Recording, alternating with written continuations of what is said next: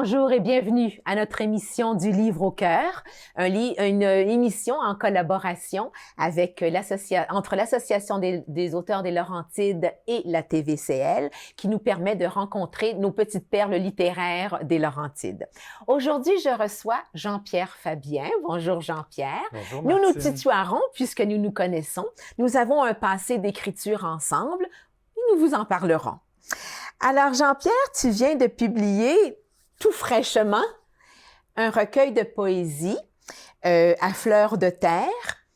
Mais avant d'aller sur ce terrain-là, nous allons discuter de qui tu es. D'abord, tu es un écologue. Attention, un écologue, c'est le côté le plus scientifique des écologistes. Alors, écologue, ça a été ton métier, tu l'as enseigné pendant bien des années au secondaire. Quel genre d'enseignant étais-tu? C'est une très bonne question. En fait, j'étais pour l'approche terrain avec mes élèves parce qu'on peut découvrir la nature dans une classe, faire des laboratoires, mais moi, j'ai eu le privilège de faire des sorties de terrain là où j'enseignais à l'Assomption. Et aussi, j'étais pour l'autorégulation, mais l'autodiscipline des élèves. Alors, ça ne marchait pas tout le temps avec des jeunes de première secondaire, mais je pense qu'avant tout, quand on enseigne, il faut aimer les élèves, puis après ça, ils te le donnent au centuple. Alors, j'étais quand même quelqu'un de calme, vous le voyez dans ma voix, mais en même temps, j'avais les exigences qu'il fallait qu'elles soient respectées tout le temps. Mais j'ai adoré enseigner, puis pendant 25 ans. Pendant 25 ans quand même, dans les écoles secondaires. Dans une école secondaire en particulier ou plusieurs écoles secondaires? J'ai commencé à Vaudreuil, à Cité des Jeunes, ça c'était en 81, et par la suite, pendant 24 ans, au Collège de l'Assomption. D'accord. Et les élèves devaient adorer, ne serait-ce que la matière, le fait de pouvoir sortir justement sur le terrain. Ça les sortait de leur salle de classe, d'être assis, etc. Donc, ça devait quand même... Et puis, on parlait quand même de nature, on parlait de la flore, de la faune. C'est quand même un magnifique sujet. Donc, tu as dû capter...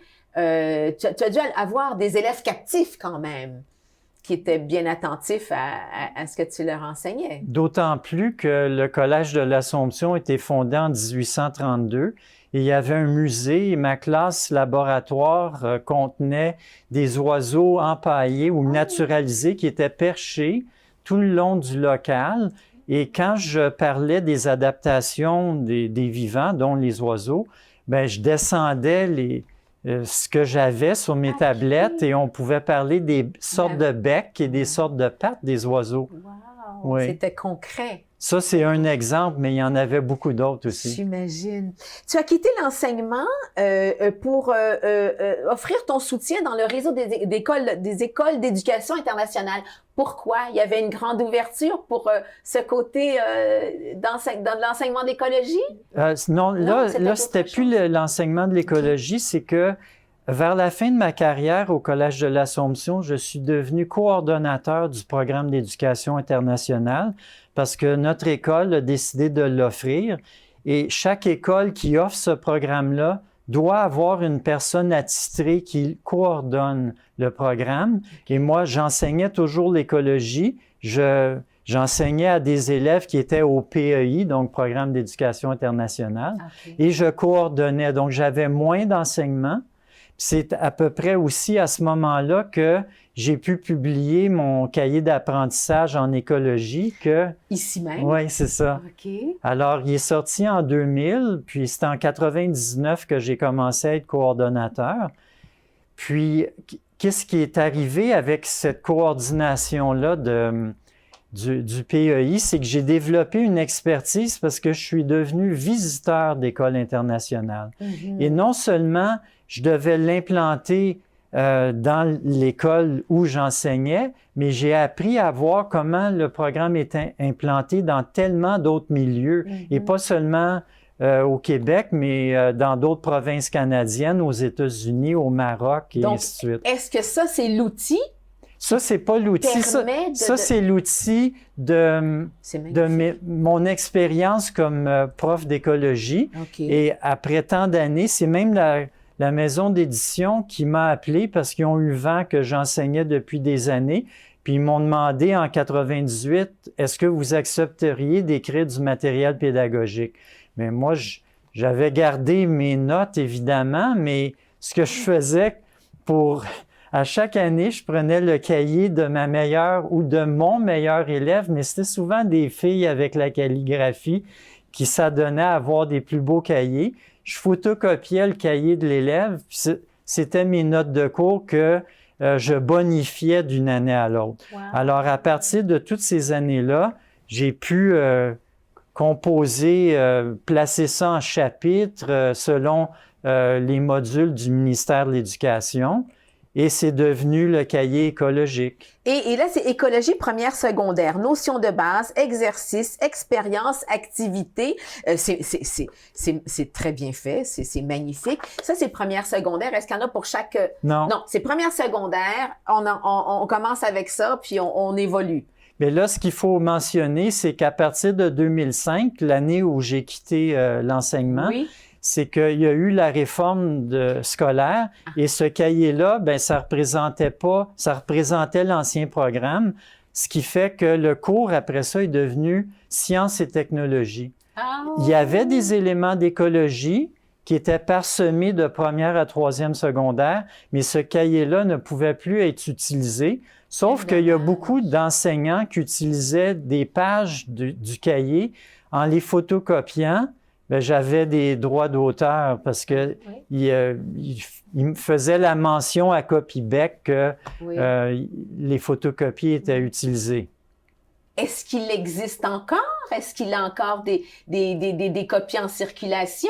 Ben, je me suis renseigné récemment parce que j'avais le goût d'en avoir quelques autres copies, mais c'est pas, non, ce n'est plus disponible. Bon, ben en tout cas, prenez-le en note. Peut-être qu'on peut aller le chercher. Je trouve ça vraiment très bien pour la matière. Ça doit être extrêmement intéressant. Puis peut-être juste mentionner que celui qui a illustré le cahier écologique, c'est celui qui a illustré le recueil de poèmes, Ghislain Caron. Nous allons y revenir. C'est une collaboration d'il y a longtemps, donc. Oui. Tu as fondé Cordem, le club d'ornithologie de la Naudière. Est-ce que là on tombait donc dans la faune, dans les oiseaux là particulièrement. Oui. Est-ce que qu'est-ce que c'est devenu ça? Qu'est-ce que c'est parce que évidemment l'observation des oiseaux c'est très apprécié, les gens aiment beaucoup. Donc toi tu as fondé. C'est que en fait j'ai cofondé avec des collègues. Je demeurais à Terrebonne à ce moment-là.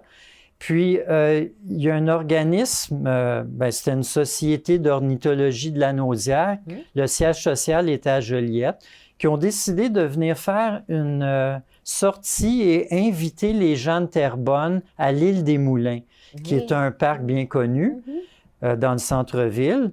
Et là, il était venu à peu près 60 personnes à cette excursion-là. Et comme les gens de la Société d'ornithologie de la Naudière, donc de Joliette, nous connaissaient, ben ils nous ont dit, ça serait peut-être intéressant que vous regardiez pour fonder un club dans le sud de la Naudière, dans la région des Moulins qu'on appelle le Cordem.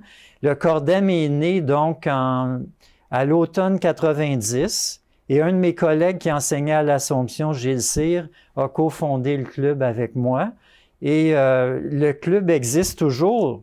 Et il y a eu des excursions annuelles. Je m'en suis occupé, j'étais dans le conseil d'administration. Mais après environ 4-5 ans, je faisais partie encore du club. J'allais aux excursions, mais j'étais bien occupé avec mes autres activités à l'Assomption. Depuis, en plus de tout ça, depuis 1989, depuis 33 ans, Tu écris la chronique, tu as une chronique dans le journal Le Sentier, notre beau journal de Saint-Hippolyte, parce que nous sommes tous les deux résidents de Saint-Hippolyte dans les Laurentides. Nous avons tous les deux écrit pour notre beau Sentier, qui est un des plus beaux journaux communautaires. Tu y tiens une chronique depuis 33 ans, Jean-Pierre. Une chronique, attends une seconde, voilà, Faune et flore. Voilà, ici. Faune et flore.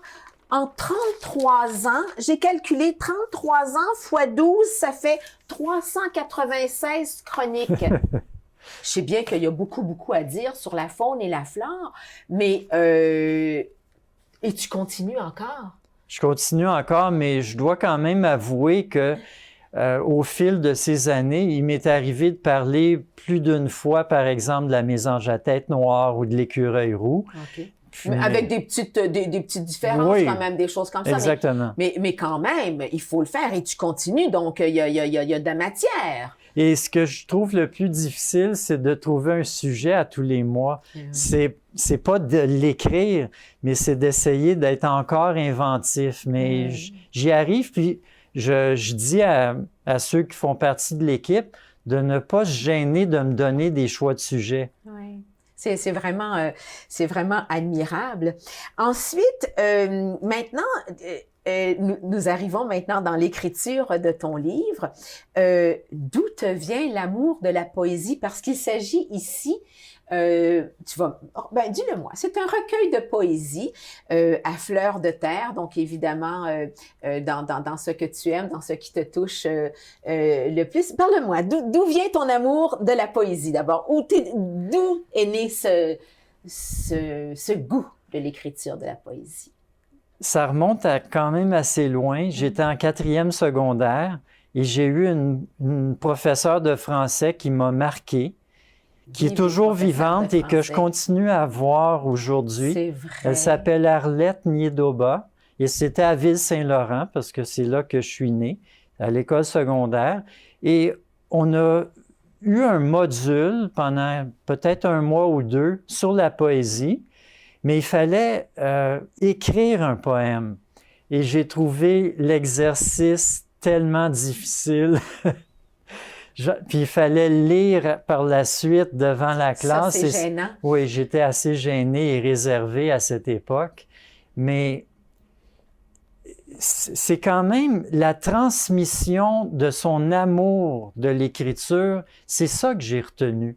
Et par la suite, je me suis dit, quand je vis quelque chose de difficile ou d'heureux, faut que j'aie l'énergie en moi pour m'asseoir ou réfléchir en mots ou en vers, comment est-ce que je peux exprimer ça? Puis, donc, sortir des cahiers. J'ai encore ces cahiers-là que j'ai commencé là, en 76. Et d'ailleurs, le recueil à fleur de terre, c'est en quelque sorte un greatest hits de mes poèmes. C'est incroyable. Alors là, on va mentionner quelque chose. À quel point il est incroyable quand même l'influence que peut avoir un professeur pour transmettre l'amour de la matière qu'elle enseigne ou qu'il enseigne aux jeunes. Et on ne se rend pas toujours compte des répercussions de l'enseignement, mais il y a des professeurs comme ça qui marquent. Et alors, cette personne-là, donc, a marqué ton parcours poétique. Puis, parallèlement à cela, j'avais 2 amis musiciens. Puis, ce sont peut-être eux, ces 2 amis-là, qui ont, pour la première fois, entériné ma poésie, puis qui l'ont appréciée. Parce que pour plusieurs textes, même il y en a peut-être 9 ou 10 dans le recueil, ces textes-là sont devenus des chansons. Ah oui! Puis moi, j'étais le parolier, mais j'étais le chanteur du groupe. Ah, mais bon, je ne vous donnerai pas d'exemple aujourd'hui, par contre. Là. Mais ça aussi, ça a été marquant, puis j'en parle dans mes notes dans le recueil. Oui. Oui. Alors, parle-nous donc de ce livre, À fleur de terre. On y retrouve de la poésie d'il y a plusieurs années, des récentes. C'est un recueil de toutes sortes d'émotions, de passages de vie. Raconte-nous un petit peu. je pense qu'avant tout, il y a peut-être autant de façons d'écrire de la poésie que le nombre de poètes qui existent. Mais avant tout, je pense qu'il faut être vrai avec soi-même. Quand on est vrai avec soi-même, le message devient authentique. Mais c'est de s'arrêter puis de coucher des idées sur papier, mais il faut tellement retravailler le texte aussi. Parce que le premier jet, oui, parfois, là, on écrit d'un trait, puis c'est parfait, on n'a pas à rien changer, mais j'avoue que ça n'arrive pas souvent. Quand on sait que Leonard Cohen, son texte Alléluia, ça lui a pris des années à l'écrire. Il parlait à Bob Dylan, combien ça t'a pris de temps à écrire Like a Rolling Stone? Puis lui a dit, 1 heure ou 2. Mais Leonard Cohen, c'est différent. Alors, oui. Ouais, il y a des inspirations plus fortes que d'autres, j'imagine, qui se mettent en place. Dans ton livre, dans tes chroniques de Le Sentier, tout comme dans ton livre, il y a un travail d'illustration magnifique. Oui. Si on parle du journal Le Sentier, dans Le Sentier, tu as toujours eu donc l'illustration, ici, bon, tu parles de l'étonnante diversité des mollusques, tu as toujours eu l'illustration de Diane Coué, dont tu as apporté une très belle œuvre ici, qu'elle t'a encadrée.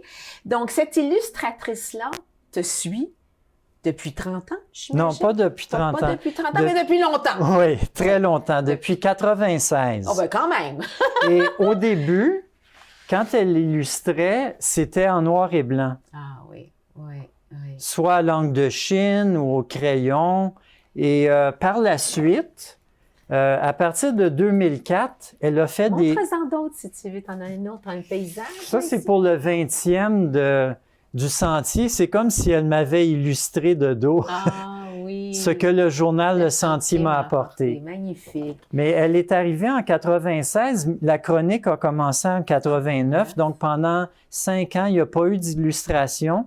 Puis, il y a eu, pendant 2 ans, Marguerite Sainte-Marie, qui était une prof de bio au Cégep Maisonneuve, mais qui est malheureusement décédée d'un cancer. Mais elle faisait des dessins à l'encre de Chine qui étaient fameux, là. Mais ça, c'est extraordinaire parce que, bon, toi, tu as une chronique en tête. Bon, de quoi vais-je parler? Ou bon, tu as ton sujet, tu écris, etc.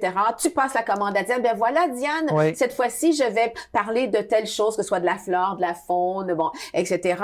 Et elle y va de son imagination? Par rapport au sujet que tu lui lances? Ben, parfois, je lui donne certaines consignes. Par exemple, j'aimerais voir tel animal perché. Mais je ne veux pas trop briser son inspiration. C'est ça, hein? Chacun son art. Mais elle les fait en couleur maintenant, donc à chaque fois, ce sont des petites œuvres d'art. C'est de l'aquarelle. Oui, c'est de l'aquarelle. Puis ça, c'était une chronique. Les lupins, il y a eu un texte sur les lupins. Et je trouvais tellement que l'illustration était belle que j'ai acheté l'image de Diane et je l'ai fait encadrer tout simplement. Magnifique. Elle a un talent absolument extraordinaire, Diane. Dans ton livre, c'est quelqu'un d'autre. C'est quelqu'un d'autre. Alors, présente-le-nous. Oui. Alors, Ghislain Caron, c'est un artiste animalier. Donc, lui, il a une très grande précision là, du coup de crayon, ou ça peut être à l'acrylique aussi, comme pour la couverture du recueil. Ça aussi, c'est lui qui a fait. Oui. Mais je l'ai connu, c'était un ami qui venait souvent... lors de notre semaine de l'environnement au Collège de l'Assomption, il était invité tous les ans, puis il parlait de son art. Et les jeunes adoraient cette rencontre-là avec lui. Un vrai artiste qui montre son cahier de croquis, puis toute sa démarche qui était expliquée. Puis, quelques années plus tard, peut-être à partir de 93, il est devenu mon beau-frère. Ah! Alors, la sœur de ma femme... il était célibataire, puis c'est probablement... Le frère de ta femme. Oui. Tu as dit la sœur de ma femme, tu veux dire le frère de ta femme. Non, c'est la sœur de ma femme qui était... Épousé? Non, pas épousée, mais ça a devenu son... Qui est en couple son avec ami. Oui, puis ça a duré quand même à peu près une dizaine d'années. Okay. Alors, on se voyait dans un contexte familial. mais j'ai toujours gardé contact avec lui. Puis, c'est lui qui a illustré le guide des oiseaux d'Amérique du Nord, de l'Est de l'Amérique du Nord. Le texte est de Jean Paquin. Puis, lui a fait toutes les planches d'illustration d'oiseaux. Là, ça lui a pris 2 ans faire ça, mais c'est vraiment superbe. Wow! Quelle belle référence! Je pense que c'est les éditions Michel Quintin, si ma mémoire est bonne. Et donc, là, ça faisait quand même un bout de temps que je n'avais pas parlé à Ghislain. Puis en décembre 2020, je suis allé le voir avec mon recueil. Mais j'avais juste les textes. J'ai dit, Ghislain, voici mon recueil. Bien, j'y avais parlé au téléphone avant quand même. Fais-moi un dessin. Là, j'ai dit, mais j'ai laissé carte blanche. J'ai dit, Ghislain, là, tu as ma poésie. Ça, ce sont les textes que je choisis pour mon recueil. Bien, là, évidemment, il y a 5 chapitres. J'aimerais que chaque chapitre soit illustré. Il y a la page couverture. Puis si tu veux te donner à d'autres illustrations ailleurs, je te laisse le champ libre. Alors, on était vers le 15 décembre.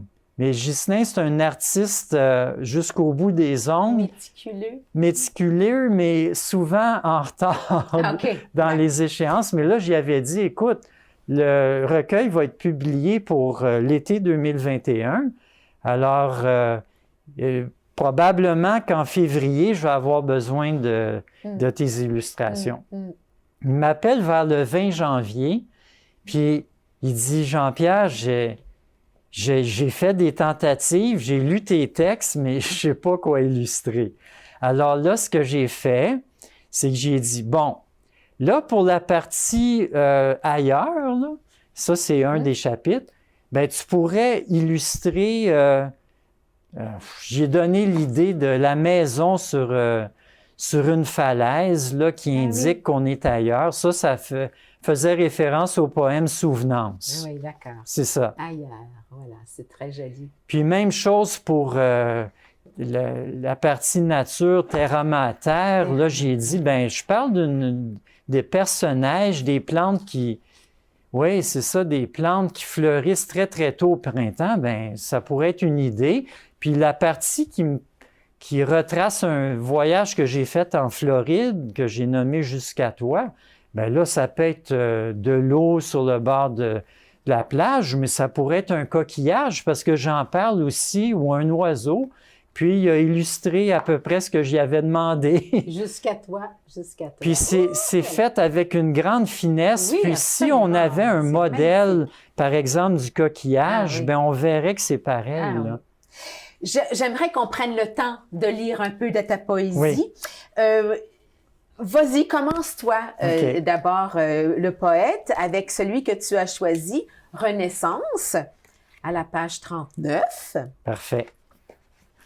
Nous t'écoutons.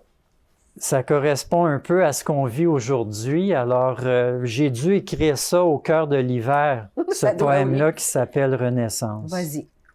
Comment oublier le temps froid qui glace la moelle et transit les eaux? Comment esquiver le mercure descendant et contourner les engelures? Je n'ai qu'une pensée, être aux antipodes de l'hiver. Anticiper le printemps, tabler sur la renaissance, tendre vert des saules des peupliers, fraîcheur de l'air, douceur du vent, rêver d'une fleur éternellement vivace, entrevoir la vie à travers les bleus de Monet et les rouges de Miro, croire aux vertus de l'été, à l'arrivée d'un renouveau. Ah oui, là, on est en plein dans l'hiver. C'est exactement ce qu'on va souhaiter bientôt. On aime notre hiver. Oui, effectivement. C'est bien. Bon, on ressent tout ça. Moi, de mon côté, il y en a plusieurs qui m'ont touchée. Mais celui-ci que tu as écrit, le premier rendez-vous. Quand tu es venu, je t'attendais déjà. Même si je ne t'avais jamais vu, tout ce temps, je pensais à toi. Quand tu es venu, mon cœur devint espérance, même si je ne t'avais jamais vu, tout ce temps, je croyais en toi. Tu es le signe du renouveau, tu es la vie sans les mots, Tu es source de tellement de joie que mon cœur laisse transparaître les mois. Quand tu es venu au rendez-vous premier, je ne vivais que pour toi. Je respirais pour toi, et ta mère qui était là vivait tout cela avec moi. Elle te sentait bien plus que moi depuis 9 mois déjà. Maintenant tu es là, fidèle au rendez-vous à venir. Nous deviendrons ensemble espérance et foi pour que cette fleur d'amour qui vit en toi puisse enfin s'ouvrir et librement s'épanouir. Hein, c'est un beau poème d'un papa à son fils. J'ai trouvé ça très émouvant. Mais ça, je peux dire que c'est sorti d'un trait. D'un trait, hein? Ça, c'est le genre de choses, on ne tergiverse pas. Sur le sentiment, c'est clair. Parlons, nous n'avons plus beaucoup de temps, mais parlons de ton prochain projet d'écriture, en fait, de publication. De quoi s'agira-t-il? Ben, en fait, j'en ai plus qu'un projet. Bon. Ça y est. Ben, là, celui qui est dans les cartons, qui est envoyé déjà dans une maison d'édition, c'est un autre recueil de poésie avec beaucoup de poèmes qui ont été écrits, peut-être près de la moitié, qui ont été écrits en 2021, donc qui sont très récents. Puis j'ai appelé ça « Je pars te découvrir », mais c'est en lien avec un vers de Saint-Denis Garneau, qui, dans un de ses poèmes, il dit « Je pars vous découvrir ailleurs, les poètes ». Et moi, c'est « Je pars te découvrir », mais ça peut être l'autre, mais ça peut être la nature également, parce que ces deux aspects-là vont toujours être présents dans ma poésie. Et une fois que ça va être terminé, vu que le Sentier va fêter ses 40 ans. Oui, je pense qu'on est rendu là. Hein? En 2023. Oui. Ce que j'aimerais, c'est de colliger certains textes, peut-être. De tes chroniques. De mes chroniques, peut-être. Illustrées, 75 ou 80, puis de faire un recueil avec les chroniques sur la faune et la flore. Quelle belle idée. Alors écoute, Jean-Pierre, je te remercie pour cette tendre publication. Ça apporte beaucoup de douceur. C'est très réconfortant, c'est agréable à lire. J'aime beaucoup ta poésie. C'est très imagé, on la sent bien. C'est très agréable. Il y en a pas tant que ça, donc on ne s'y perd pas. Alors on peut les lire et les relire encore mieux.